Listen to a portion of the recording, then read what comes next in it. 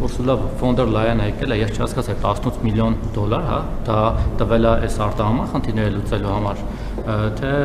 ինչ նպատակով, թե ժողովրդավարական արժեքների օրինակ զարգացման,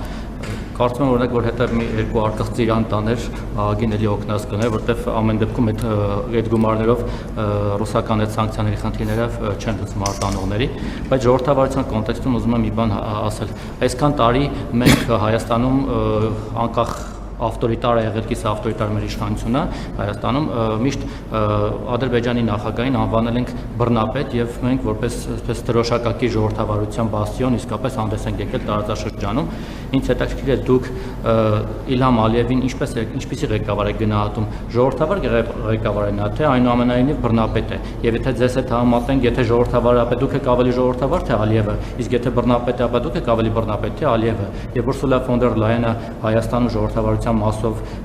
ինչ կարծիքները, ինչ գնահատական ունի, օրինակ երբ որ տեսնում եմ, որ դուք ամբիոնից ուղիղ ցույցում եք տալիս դատախազին,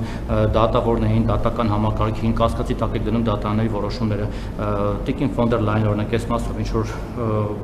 կարծիք հայտնել, օրինակ լավ եք անում, վատ եք անում որպես բաստիոնի ղեկավար ժողովրդավարության։ Մի բան էլ Ալեն Սիմոնյանի մասով, այսօր հետաքրքիր ինֆորմացիա ինձ տվեցին, ինձ հայտնեցին Ալեն Սիմոնյանի այս թիմից մեկ ուսանալու, նրան այսպես լուսանցք մղելու հետ կապված, չգիտեմ իր հետ կապված օրինակ գուցե Ռուսաստանի դեսպան նշանակելու պլաններ ունենա կամ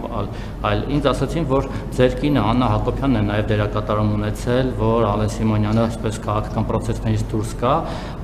ինչ որ հարցով զայրացած է եղել օրինակ հիմնադրամի հետ կապված, որ քննադատել է եւ այլն Սիմոնյանը եւ պայման է նաև ձեր առջև դրել, որ Ալեն Սիմոնյանը պետք է անպայման հեռանա պաշտոնից եւ չպաշտոնավրի, հետաքրքիր է այդպիսի բան թե ոչ։ Աննա Հակոբյանը քաղաքական գործընթացներում որևէ մասնակցություն եւ դերակատարում չունի։ Ինչ վերաբերվում է ձեր առաջին հարցին, ես այլ երկրների ներքին հարցերը չեմ մեկնաբանում, ինչքանով եմ ես բռնապետ, ինչքանով ոչ, դրանից կարելի է հետևություններ անել, այդ թվում ձեր տված հարցից եւ այն փաստից, որ դուք հիմա կանգնած եւ ոչ միայն հիմա սրանից առաջ էլ եւ սրանից հետո էլ տեղ կանգնելու եք եւ ամենատարբեր աստիճանի տափակության հարցեր եք տալու, ունենց որ դա շատ ուղիղ ցուցիչ է ինչքանով եմ ես բռնական։ Շնորհակալություն հարգելի պարոն Մակարյան։